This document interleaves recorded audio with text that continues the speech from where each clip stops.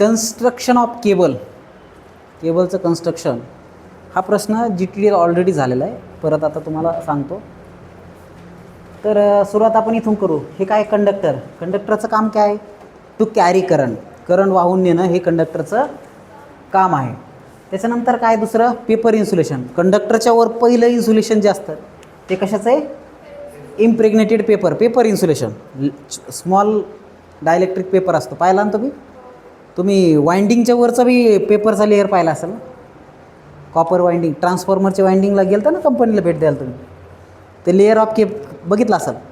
तर त्या टाईपचं पेपर इन्सुलेशन इथं असतं. त्याच्यानंतर फायबर पीस, एअर गॅप मधात गॅप येतो पाहिजे, तर हे गॅप फिलअप करण्यासाठी आपण एक फायबरचा पीस किंवा फायबरची फिटिंग आपण तिथं प्रोव्हाइड करतो. ओके. त्याच्यानंतर नेक्स्ट आहे लीड लीडच्या पट्ट्या असतात एक. ओके. लीडच्या पट्ट्या असतात. शिसं असतं, त्याच्या पट्ट्या आपण वापरतो आणि त्यांना काय होतं, केबलला स्ट्रेंथ प्रोव्हाइड करण्याचं काम ते करतं. त्याच्यानंतर नेक्स्ट आहे बेडिंग म्हणजे याच्यावरचं एक टेप आहे, इन्सुलेटिंग टेप असतो. ते वेगळ्या मटेरियलचा टेप असतो, वेगळ्या पद्धतीचा जाड टेप असतो, ते टेप आपण तिथं वापरतो. त्याच्यानंतर आर्मरिंगमध्ये आपण काय करतो, स्टीलचं मेकॅनिकल प्रोटेक्शन वापरतो, स्टील किंवा GIचं.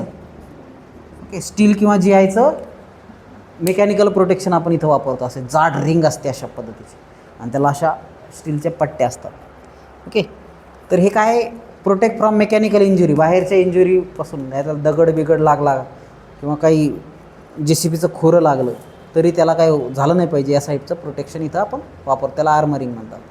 आणि सर्विंग म्हणजे काय, ॲटमॉस्फेरिक मॉइश्चर वॉटर हे ॲब्झॉर्ब करू नये त्यामुळं प्रोटेक्शन प्रोव्हाइड करायला असते. स्मूथ सरफेस असतो, हे काय असते, स्मूथ सरफेस असतो. पाहिलं असेल ना तुम्ही, काळसर कलर राहतं जनरली. काळाच कलर काय असतो, काळा कलर काय करतो, हीट ॲब्झॉर्ब करतो. ओके. आणि त्याची डायलेक्ट्रिक स्ट्रेंथ चांगली राहण्यासाठी मदत होते, म्हणून जनरली केबल हे काळ्या कलरचे असतात. पाहिलं असेल ना तुम्ही.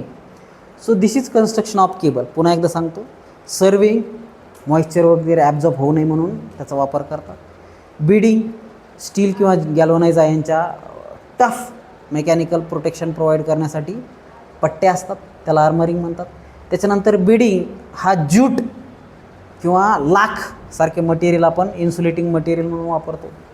त्याच्यानंतर हे लीडच्या शीट असतात, मेकॅनिकल प्रोटेक्शनसाठी वापरतात. त्याच्यानंतर हे फायबर पीस आहे, फिक्सेशनसाठी वापरतात. त्याच्यानंतर पेपर इन्सुलेशन आहे, प्रायमरी इन्सुलेशन कशाच्या वर, कंडक्टरच्या वर. आणि कंडक्टर सेंट्रल असतं, जे काय करतं, करंट कॅरिंग करण्याचं काम करतं, ते ॲल्युमिनियम किंवा कॉपरचं असतं. ठीक आहे. तर हे सुद्धा परीक्षेला विचारल्या जाऊ शकतात.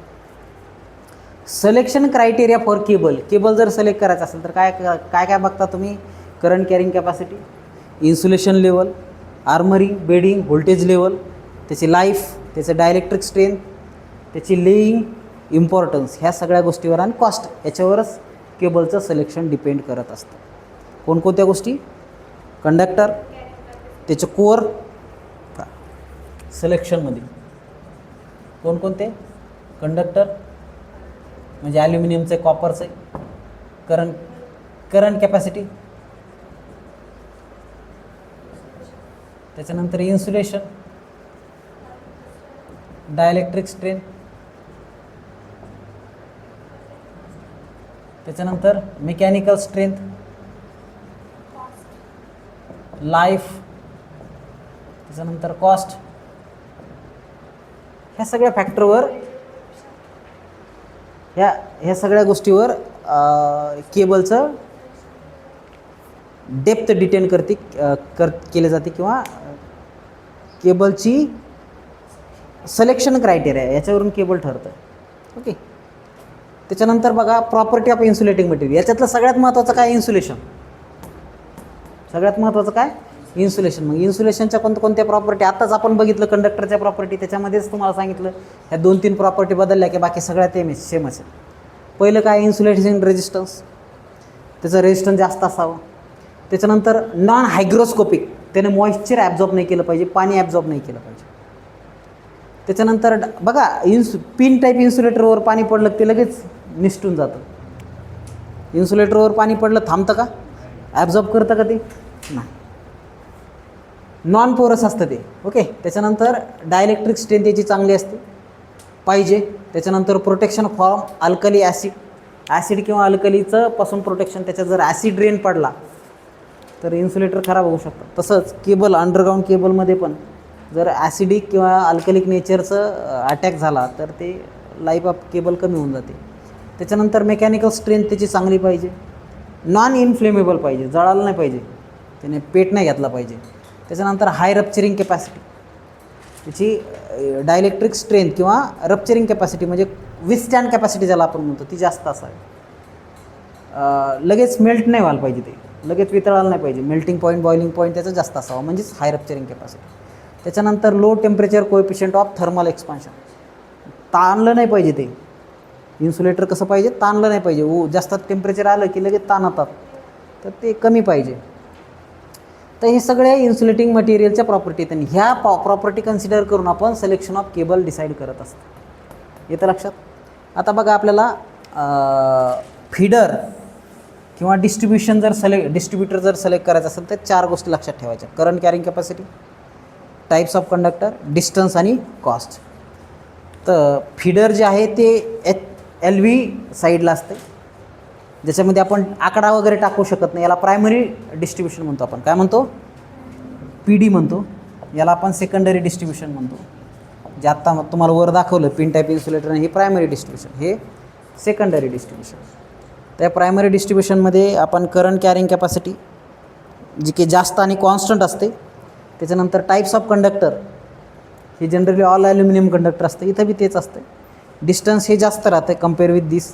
कॉस्ट पण जास्त असते कम्पेअर विथ दिस. आता हे काय आहे? हे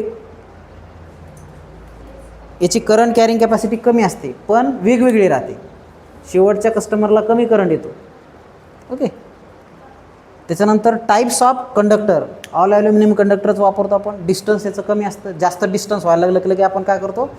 दुसरं फीडर वापरतो. ओके. म्हणजे एक DP आहे आणि इकडं 2 किलोमीटरवर एक माणूस आहे, तर मग काय करतो आपण? इकडं 2 किलोमीटर आणि एक 3 किलोमीटर, तर मग आपण इथं एक वापरतो आणि डायरेक्ट इथं एक सेपरेट 2 देऊन टाकतो. एक इकडं आणि एक इकडे, तर असं फिरून येत असेल तर 2 वेगवेगळे एका DPला 2 वापरतो. इकडं एक आणि इकडे एक, तर एकच कंडक्टर, एकच खंबे इकडं नाही आणत आपण, तर इकडं एक वेगळं काढतो, सो इकडं एक वेगळं सर्किट काढतो. तर अशा पद्धतीची सिस्टीम आपण इंट्रोड्यूस करतो. याची कॉस्ट कमी, याची कॉस्ट जास्त. समजलं की? इथं जवळपास तुमचा टॉपिक संपला. आता याच्यावर आपल्याला न्यूमरिकल पाहिजे टॉपिकवरचे. ओके. तर हे तुम्हाला परीक्षेला 4 मार्काला विचारलं जाऊ शकतं. सो राईट डाऊन दिस.